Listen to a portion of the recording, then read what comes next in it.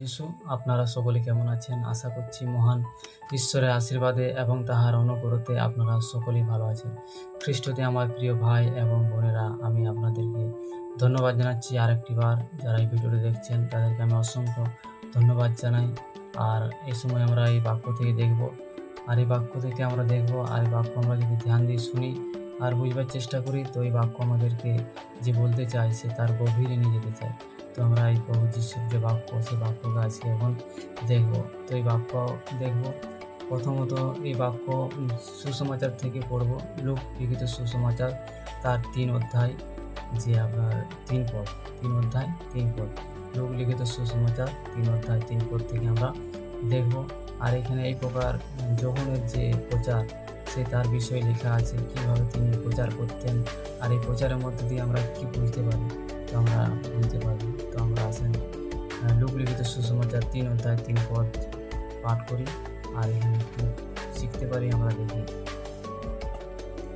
তখন যোহন জর্দন নদীর চারদিকের সমস্ত জায়গায় গিয়ে প্রচার করতে লাগলেন, যেন লোকে পাপের ক্ষমা পাবার জন্য পাপ থেকে মন ফিরায় এবং তার চিহ্ন হিসাবে বাপ্তিস্ম গ্রহণ করে।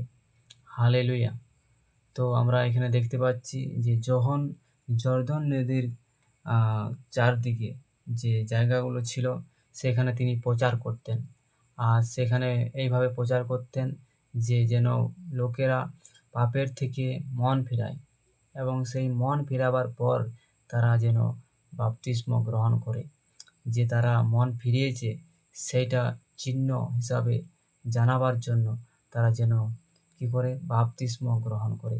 তো বাপ্তিস্মর উদ্দেশ্য এটাই যে আমরা যে প্রভু যিশুর উপরে বিশ্বাস করেছি আর তার পথে যে চলার জন্য আমরা ইচ্ছুক হয়েছি, তো সেটার একটা প্রমাণ যে আমরা প্রভু যিশুর উপরে বিশ্বাস করেছি এবং এই পথে চলতে আমরা ইচ্ছুক। তো সেটা আমরা প্রমাণ করি যখন আমরা বাপ্তিস্ম গ্রহণ করি। যখন আমরা বাপ্তিস্ম নিই তখন কি হয় না, আমরা যখন জলে ডুব দিই বাপ্তিস্ম নিই, যখন আমরা ডুব দিই জলের মধ্যে, তখন আমরা এইটাই বোঝাতে চাই যে আমাদের যে পুরনো যে মনুষ্যত্বটা ছিল সেটা আমরা জলের মধ্যে দিয়ে গেড়ে দিয়েছি বা সেটা শেষ হয়ে গেছে। আর যখন আমরা ডুব দিয়ে উঠি তখন আমাদের সেই পুরনো স্বভাব আর থাকে না, নতুন করে আমাদের একটা জীবন সৃষ্টি হয়। এটা আমরা কী করে থাকি, চিহ্ন হিসাবে করে থাকি, এটা আমরা প্রমাণ করি।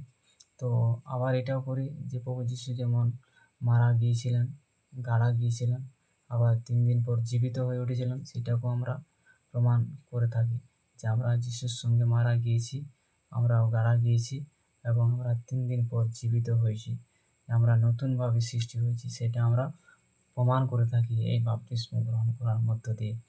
তো আমরা এখানে দেখতে পাচ্ছি যখন প্রচার করছে যে যেন লোকেরা পাপের ক্ষমা পাওয়ার জন্য পাপ থেকে মন ফিরায় এবং তারপর সেই চিহ্ন হিসাবে যে তিনি মন ফিরিয়েছেন সেটা চিহ্ন করার জন্য যে হ্যাঁ মন ফিরিয়েছি, সেই জন্য তাকে বাপ্তিস্ম নেওয়া দরকার আছে।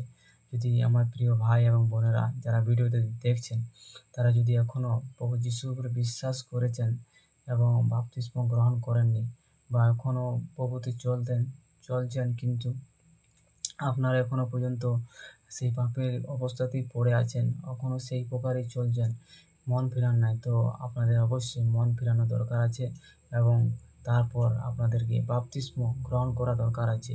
যদি আপনারা বাপ্তিস্ম নেন তবে আপনাদের উপরে পবিত্র আত্মা আসবে।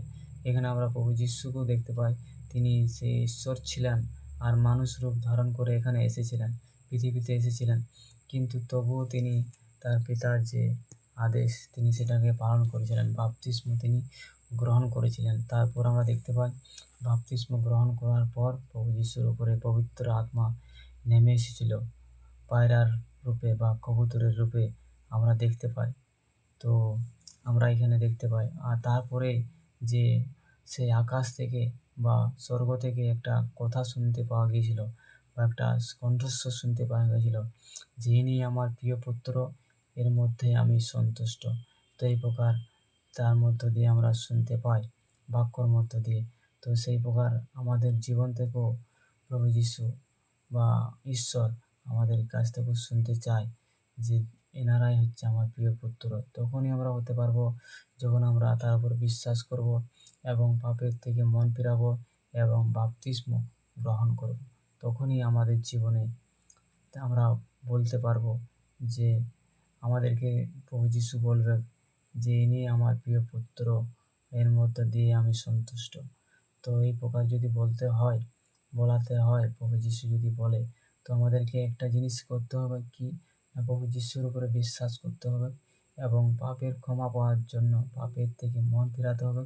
তারপর আমাদেরকে বাপ্তিস্ম গ্রহণ করতে হবে, জলডুব দিয়ে বাপ্তিস্ম নিতে হবে, যেটা প্রভু যীশু করেছিলেন। হালেলুয়া।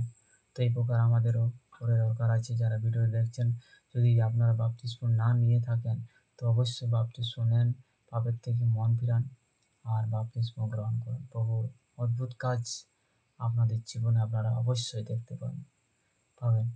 এই বাক্য দিয়ে প্রভু আপনাদেরকে আশীর্বাদ করুন। সকলকে জয় যিশু। ধন্যবাদ।